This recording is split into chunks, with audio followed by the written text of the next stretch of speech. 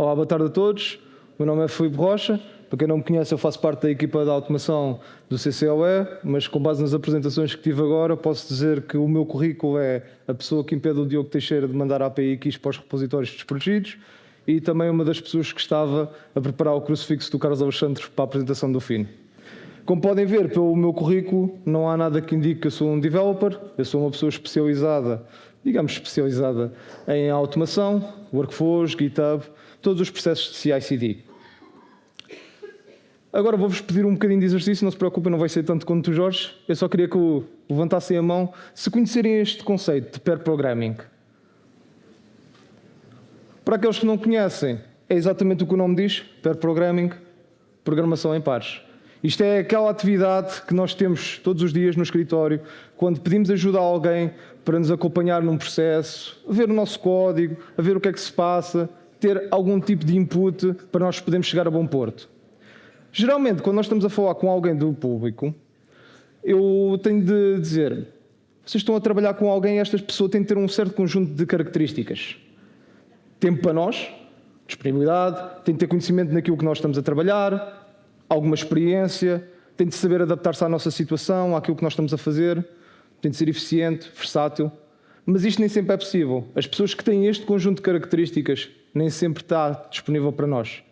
Até agora que estamos a falar de inteligência artificial, começámos a ter um novo conjunto de ferramentas que nos pode facilitar nisto. Neste caso, quero falar-vos um bocadinho do GitHub Copilot, ou como é conhecido na equipa de Automations, o Esperto, ou o nosso BFF, Best Friend Forever, e o Copilot permite-nos uma coisa principal, que é ter o poder nas nossas mãos. Por um lado, tenho o conhecimento que eu possuo e a experiência que eu quero.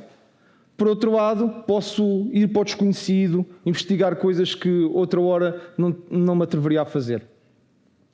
E eis que o senhor que anda a oferecer fruta e chocolate às pessoas me lançou um desafio, que é se eu conseguia construir algo sem ter o conhecimento acerca de todas as ferramentas que estão ao meu dispor. Neste caso, como eu disse, eu não sou developer, eu não sei linguagens de programação, a minha experiência com programação é extremamente reduzida e o senhor Carlos Alexandre achou por bem desafiar-me a tentar construir uma aplicação. E eis o que eu vou fazer. Um jogo de pedra e papel tesoura, que geralmente é um daqueles programas que se fazem ao início quando se estão a tentar desenvolver, mas eu quis tornar isto um bocadinho mais especial. Então, vai ser um jogo onde eu vou jogar contra vocês, vocês vão escanear um QR Code que aparece no ecrã, votam nos vossos smartphones, aquilo vai estar a contar os vossos votos e depois, quando chegar a uma opção que será a maioria, eu poderei votar e irei jogar contra vocês. O que é que nós precisamos? Uma maneira de enviar código para a cloud, porque é aí que é a minha área, eu sou cloud engineer, vou fazer isto na cloud. Uma maneira de construir e fazer deploy da app, que eu aqui não faço ideia como é que eu vou fazer. E uma maneira de interagir convosco. Eu sei que vou usar um QR Code, eu não sei como é que isso vai funcionar. De forma a tornar isto de uma forma mais simples para as pessoas, eu resolvi, também à semelhança do Diogo Teixeira, recorrer a metáforas de cozinha. E apesar de eu estar a apresentar aqui estas tecnologias todas, eu fazer uma homenagem aos meus colegas que trabalham em restauração, decidi tentar fazer um paralelismo, que é perceber o que é que eu preciso para desenvolver esta aplicação como se fosse num ambiente de cozinha. Então eu preciso da cozinha em si, eu preciso de um chefe que vai estar a gerir isto, uma receita que vai ser as minhas instruções, os meus ingredientes e também uma forma de servir as pessoas que vão requisitar estes pratos. E estas são as minhas qualificações. Eu sei Terraform, eu sei Google Cloud e a tecnologia que eu resolvi usar para programação é Node.js, do qual eu não tenho qualquer tipo de conhecimento. Primeiros passos. Vou falar com o Copilot, o meu buddy neste caso para fazer pair programming, e vou começar a ter um tipo de interação com ele. E eu vou falar com ele como se estivesse a falar com um colega meu no escritório para desenvolvimento de código. Então a primeira coisa que eu fiz, vamos começar uma conversa, eu vou-lhe dizer o que é que eu quero fazer. Neste caso eu estou-lhe a dizer que eu queria um jogo em Python, estou-lhe a dar a minha ideia, estou-lhe a dar um contexto geral do que é que eu quero desenvolver para a minha aplicação, estou-lhe a dar alguma ideia daquilo que ele me deve devolver para ele ter uma ideia para a aplicação. No entanto, como também já foi dito aqui em apresentações anteriores, Se nós não dermos contexto, o tipo de informação que nós não conseguimos dar à inteligência artificial, ela não consegue adivinhar. Eu não lhe disse onde é que eu queria construir a minha aplicação, ele deu uma sugestão que era nos Estados Unidos, que não era aquilo que eu queria. Da mesma forma, ele não sabe qual é que é o nome do meu projeto, então ele pede-me para inserir as informações que ele necessita para poder trabalhar. Como também já foi dito noutras apresentações, nós vamos encontrar erros. Isto é constante trial and error. Vão haver maneiras em que eu não vou perceber o que é que se está a passar e nós voltamos a repetir com um novo contexto. Porque nós agora já estamos a interagir com a ferramenta de inteligência artificial para nós chegarmos a bom porto. Aqui neste caso, ele estava mais perto de um fecheiro. Eu, como não sei nada, disse-lhe, eu não sei se era para eu escrever este package JSON, não sei o que é que isto faz, etc. Peço-lhe para ele me dar uma ajuda e eu que cria-se uma oportunidade de aprendizagem. Eu consigo aprender com base naquilo que eu não sei e com base naquilo que ele também não me pôde providenciar até eu cometer um erro. Isto criou um fenómeno que acontece muito nas escolas. Quem é que nunca esteve numa aula ou numa palestra e tinha medo de fazer uma pergunta com aquela sensação de que pode parecer estúpido, eu devia saber isto parece muito básico. Nós, com a inteligência artificial, nós conseguimos abstrair a camada psicológica que nos é inserida da pressão de que nós não precisamos de saber tudo. Nós podemos ser totais principiantes e aqui, qualquer pergunta que possa ser feita, o Copilot não vai fazer qualquer juízo de valor. Nós podemos meter-nos numa posição em que estamos realmente a aprender. No entanto, eu também não defendo que o Copilot seja o senhor da razão, nem qualquer ferramenta de inteligência artificial. Aliás, como foi apresentado aqui na palestra de medicina, pode o robô ser muito inteligente, mas não pode substituir o médico na sala. E é exatamente assim que eu também me sinto em relação à inteligência artificial. Eu trato como se fosse um colega igual com quem eu estou a debater ideias para poder desenvolver a minha aplicação. Neste caso, ele tinha-me sugerido que queria fazer a escolha das pessoas com 3 QR codes. Eu não queria isso, eu queria só que fosse um QR Code e as pessoas pudessem votar livremente. Em suma, fazemos perguntas, encontramos soluções.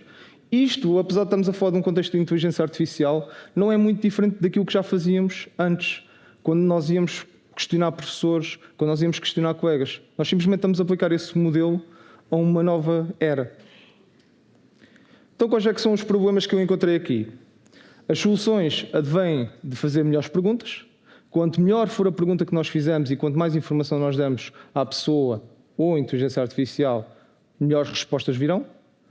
O Copilot e outras ferramentas não irão saber aquilo que nós não lhes providenciamos ou que não existe de conhecimento geral. Às vezes, nós, seres humanos, que até podemos não possuir toda a vasta biblioteca de conhecimento da inteligência artificial, podemos ter melhores ideias.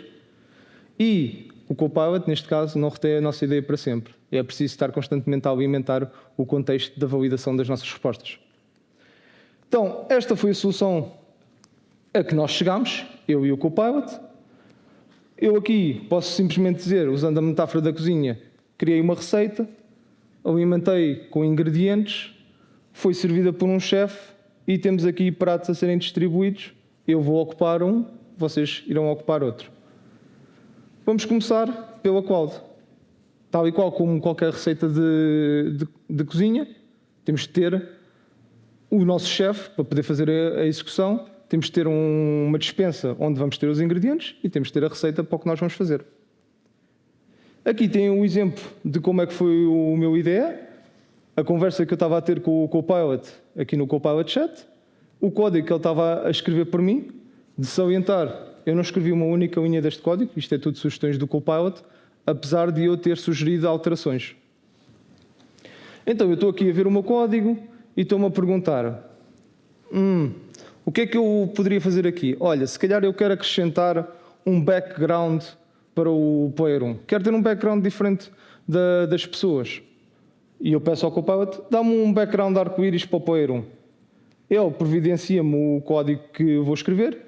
E aqui está a minha oportunidade de aprendizagem. Como é que, neste tipo de código, eu posso fazer um background? E foi aí que eu, ao ouvir a resposta dele, ele não está a mudar nada, ele está a mudar lá aqui. Eu podia questioná-lo mais sobre a opção que ele está a dar, podia ver o resultado daquilo que eu estava a obter e debater com ele se isto fazia sentido para a minha aplicação ou se eu queria que ele fizesse outra coisa, porque agora tinha um input da parte dele para eu poder alterar a opção que ele me está a dar. Neste caso, ele dá-me uma explicação básica do que é que está a fazer, mas eu posso aprofundar isto. Posso-lhe até perguntar por que razão é que ele está a fazer isto aqui, porque é que ele não faz isto de outra forma. Isto é tudo oportunidades de aprendizagem que nós agora temos acesso. Neste caso, eu, como não confio nada, alterei o código todo. Mas eu também posso perguntar-lhe, através de comentários que eu já defini, o que é que ele me vai fazer aqui. Ou então eu posso lhe pedir sugestões, se ele já tiver o contexto todo, como eu lhe deixei ali, e ele pode-me dar aqui as sugestões. E podem perguntar-se, então, mas como é que tu sabias que era para escrever isto e que era para fazer estas coisas? Onde é que tu arranjaste estas informações se tu não sabes nada sobre Docker Files e como é que tu sabias que era isto? É fácil. Eu perguntei-lhe.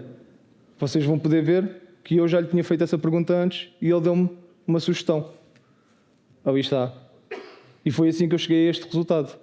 Apesar de que eu podia ter feito daqui. Aqui estou a falar de um recurso de Terraform em cloud. Reparem, está a dar um erro. Apesar de eu lhe ter dado uma sugestão. Ali o erro diz-me que falta um formato. Ele não sabe qual é que era o formato que eu ia usar. Neste caso era Docker. Mas se eu tivesse esta informação de antemão, eu posso lhe dizer, olha, o formato que eu quero que tu uses é Docker. E de repente, mais informação, mais contexto, ele dá-me a informação que eu preciso para o desenvolvimento da minha aplicação. Aqui tenho algumas informações de repositórios meus. O Copilot, como é óbvio, não vai saber qual é que é o repositório que eu quero usar, porque ele não tem acesso a essa informação. Ele está ali a fazer algumas sugestões com base na informação que eu lhe deixo em cima, mas não é isso que eu quero. Eu quero que ele use aquelas informações em cima. À primeira vez ele está a aprender, à segunda, quando eu lhe estou a dar algum input, ele já começa a perceber o que é que eu quero fazer. Tanto que à terceira, eu já não preciso de fazer nada, ele já percebeu o contexto daquilo que eu quero aplicar. Finalmente, a outra coisa que eu quero mostrar, apesar de estar a usar aqui comentários, reparem como aqui ele já está a usar recursos do Artifact Registry que eu tinha criado anteriormente. Ele já percebeu qual é o contexto e a relação que os recursos têm de ter por si só. Eu só lhe estou a dar mais algumas informações adicionais, em termos de permissões, daquilo que ele pode fazer. Reparem como em 3, 4, 5 minutos eu consegui desenvolver todos aqueles três componentes que poderia não saber como fazê-los. E agora, gostava de desafiar-vos a jogar comigo. A infraestrutura já está avançada por uma questão de tempo. Eu pedia que sacassem os smartphones e começassem a votar.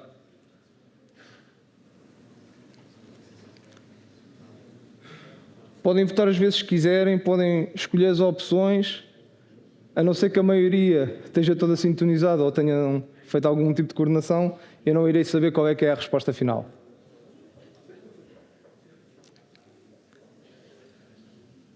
Outra coisa que eu vos quero também dizer, se virem que está responsive no telemóvel, também foi o Copilot que fez, porque eu lhe pedi para ser responsive no telemóvel.